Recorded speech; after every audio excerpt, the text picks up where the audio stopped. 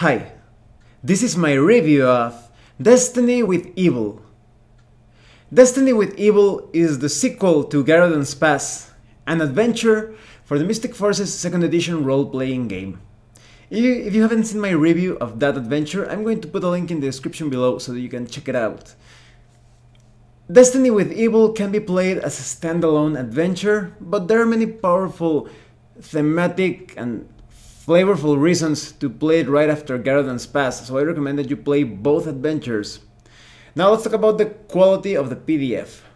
My only criticism is that this document is not bookmarked, so it's going to be somewhat difficult to make your way through the entire PDF, so I hope bookmarks will be added in the future.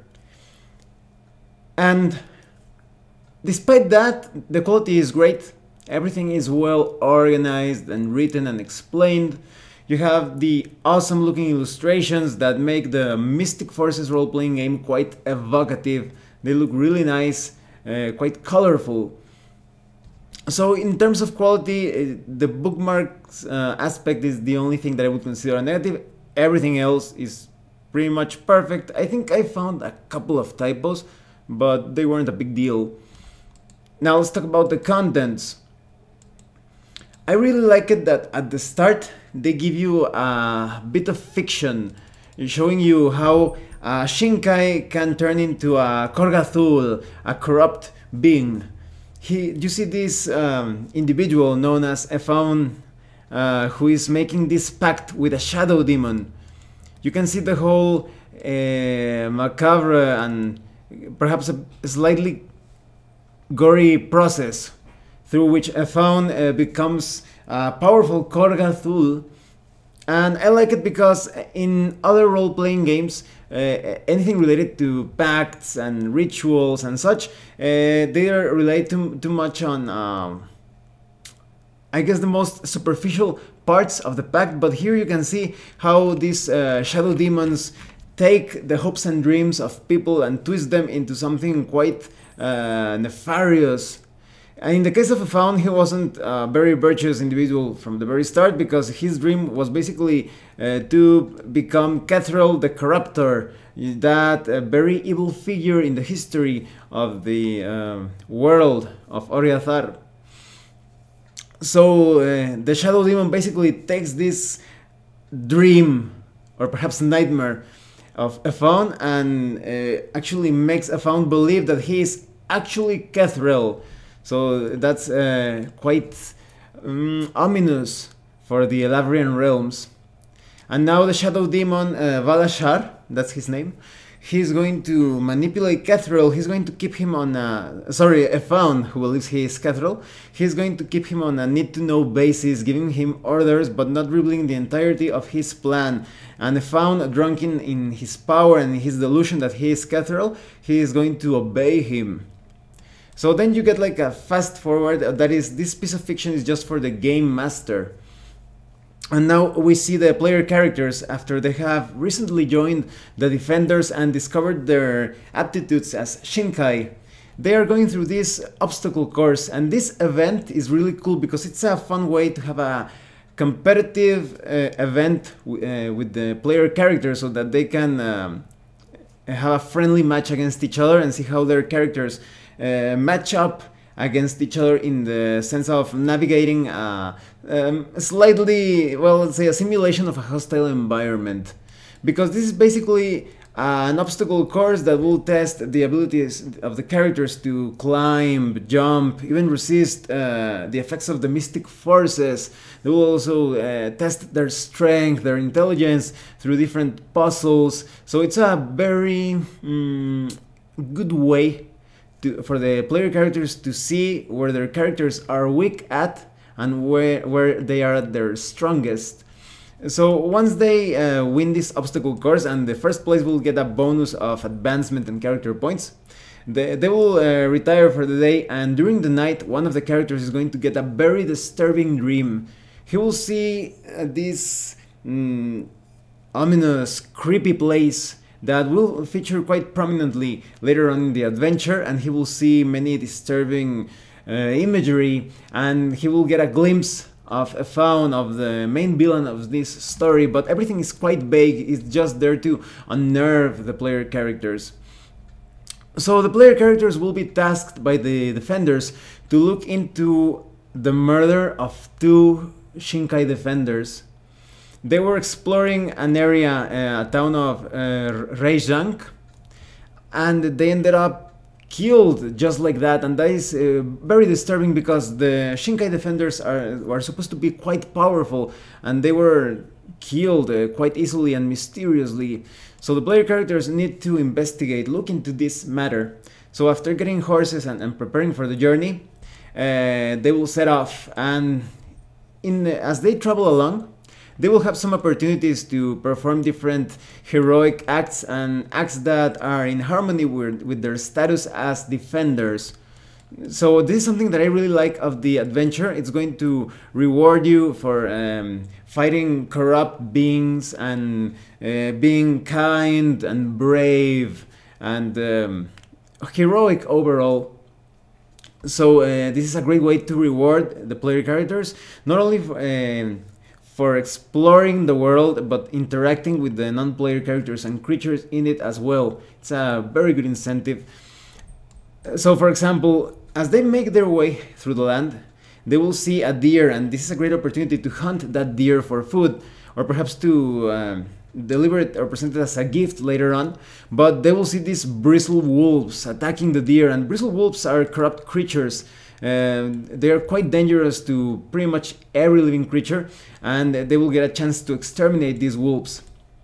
As they make their way through different populations before their destiny of Reizhang, they will get an opportunity to gather a bit of information of the surrounding lands, interact with different ruling races there. And one particular event which occurs when they cross Dark River, they will encounter this fairy warloom. That is like a ferryman, but remember, he's a warloom. He's not human. This is a mystic forces, feels quite alien and wonderful in that fantastic sense. And this warloom actually encountered a faun in his delusion of Catherel, and he will start to warn the player characters that there is something amiss. There are also many opportunities to find some alchemical ingredients along the way. Once the player characters get to Reizhang, and something that I really like of this adventure is that you have a lot of details of all the places that you visit. You have maps, details on the population, barons, overseers, etc. So once the characters arrive at Reizhang, the adventure is going to turn out into some sort of detective mystery of sorts. This is an adventure that rewards deduction, observation, and thinking outside the box, because there are going to be some red herrings and misleading things that could get the characters into trouble.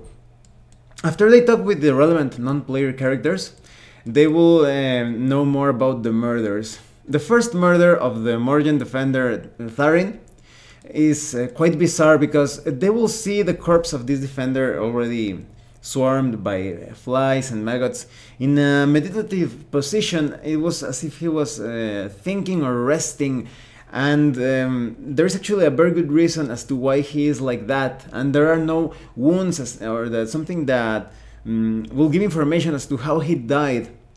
And the thing is that Tharin was investigating a warehouse, and they saw Tharin as he carried out an essence projection, which is a sort of like an astral projection of sorts. So he traveled outside of his body, or he sent his essence forward, and it was then that Efaun attacked him while projecting his own essence. So poor Tharin died when his essence was outside of his body, and that's how he ended up like that. And the worst thing is that Efaun actually swallows the essences of those defenders that he kills. So he carries out those forbidden practices of the Korgath Ul to empower himself. When the characters investigate the other murder, they will see that it's quite gruesome. You can basically see this Grak defender. The corpse was taken and stored in a cold house to preserve it. But his spine was basically ripped out of his body, Mortal Kombat style, and he didn't even have a chance to draw out his sword, and that's because Efaun used a very powerful illusion to trick him and attacked him by surprise. So this is a great way to unnerve the player characters. You can see these two capable defenders that were killed quite easily, and they will see that there is some unknown foe that is very professional in his killings, that he attacks by surprise and quite lethally. As the characters keep talking and interacting with the non-player characters, they could get additional clues. They will find some thugs that are also aligned with the Shadow Demon, or that is under his plans. They are acting under the orders of a corrupt librarian. And they will also find this very young individual who can see into the character's future and will give them some clues, but at the same time some ominous or disturbing details. Perhaps the most important encounter here is Rollstaff, and Rollstaff is a Jakra. Now the special thing about this encounter is that as the characters gain clues and investigate, they will see that the culprit is most likely a Jakra wearing a red cape or cloak, and Rollstaff fits that description. But Rollstaff feels quite friendly, and he has a strong contact with the higher spirit of the mystic forces. I forget the name. If I see it, I will tell you the name of the spirit. So he is on the side of good, fighting the corruption. The Garusharan. So the spirit of the Garusharan sends Rollstaff some messages and guides him to fight the corruption, and he actually thinks that he could be of great help for the player characters. So this is a great way to plant a bit of suspicion in the group, because the player characters are not going to be entirely sure if Rollstaff is to be trusted, but at the same time Rollstaff will be quite helpful with all of his skills and even in combat. And as the characters keep investigating, they will speak with this very old Grak, and they will find that he has a powerful artifact that the corruption is after, and this is the Stone of Brace. This artifact was supposed to be taken by the thugs, but hopefully the characters will have defeated those thugs that were tasked by the corrupt forces to steal the Stone of Brace. Now the Stone of Brace is somewhat like a box, and it's slightly complex in its operation. That is, it's quite difficult to decipher how it works exactly, but it's basically an artifact that produces an armor, a silver sort of like living armor that will enable the characters to go into one of the most corrupt places in the Elabrian realms. So the characters, to activate this, they need quite a bit of knowledge of the Mystic Forces. They need to spend quite a bit of Mystic Force spirit energy into it, but they also need stone oak seeds. And this is part of the mystery of the adventures, as the characters keep researching how to activate this artifact and why the forces of the corruption would want to take it. All of the clues will lead to the characters into going to a different city, which is Greyshield. In Greyshield, the characters will be able to find more information about this artifact and perhaps some further clues as to who is the killer who killed those defenders. Once again, as they journey on, the characters will have opportunities to act heroic and following the protocols or the expected conduct of the defenders. They will have some opportunities to fight, for example, to save a caravan of merchants, protecting them from Wretchin. If the characters manage to fend off these terrible creatures, the merchants will be quite grateful, and they will reward them with the Blistering Blade. Now, the Blistering Blade is a very cool and somewhat gross weapon, because you basically, when you cut an enemy, you leave a white streak that blisters in later on, and so you're going to take ongoing damage. So it's a useful weapon, especially for the player characters who are just starting out in their journey as defenders. Later on, the characters will find a collapsed bridge where a family died, but they cannot find the daughter of that family, and sadly she has already died, but the characters will get the opportunity to rescue her corpse from a cradle robber who took that corpse to feed its young. However, this is a corrupt creature, so it's not going to be an easy encounter. There's going to be danger of getting poisoned. So once the characters finally arrive into Grey Shield, there's going to be a bit of a problem. A night before that, Rolstaff, who has a wife, a cheating wife in Grey Shield, he's going to visit her, but once he gets there, he will realize that she's still cheating, and she's actually has plans of continuing the affair with one of his best friends. So Rolstaff becomes really angry and has plans of he basically creates this outburst. He gets really angry, wants to kill his friend because of the betrayal, but at the last moment he decides not to, and he just leaves Grey Shield. But he left his dagger behind. He was somewhat clumsy in that aspect, and Efaun was actually at Grey Shield, and when he notices this dagger, he knows about Rolstaff, his nature as Shinkai, so he plans to incriminate Rolstaff. So he murders Rolstaff's friend, and he plants the dagger there to make it look as if Rolstaff was the murderer. So once the characters arrive at Grey Shield, they will have some problems with the authority. It depends on how you handle things. This is a great way for the characters to show their ability or skills in diplomacy.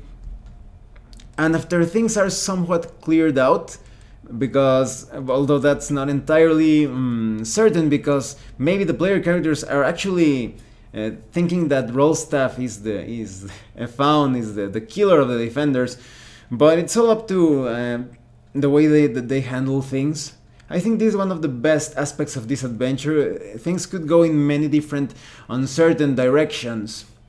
So as the characters try to clear Rolstaff's name, hopefully they will have further disturbing encounters, because for example, one of the characters that is supposed to be like the best friend of Tharin, one of the defenders that died, he was going to be approached by Efaun, because Efaun can use the essences of those that he has killed to reproduce their voices, to tap into their memories, and he's going to tease the character a bit before fading away into the crowd. The characters will get more information about different artifacts. They will have a chance to interrogate suspicious individuals until they find out that there is this individual found trying to get his hands on stone oak seeds. So the characters will have to venture into this very dangerous cave.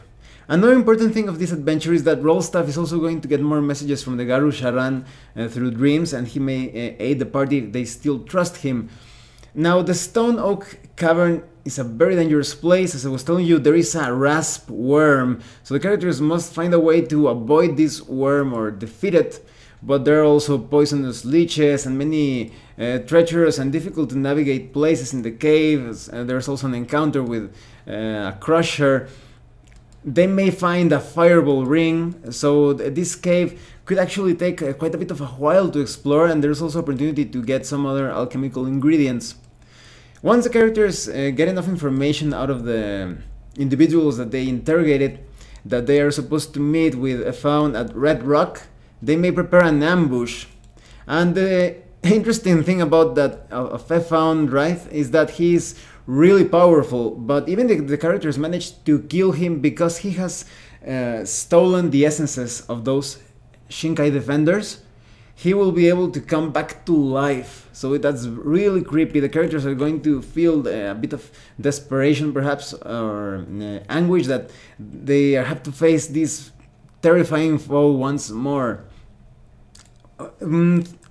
Hopefully the characters will have gathered enough clues to see that the Death Caverns are very important in the agenda of the corrupt forces, because there is a powerful item there, an artifact known as the Javelin Orb.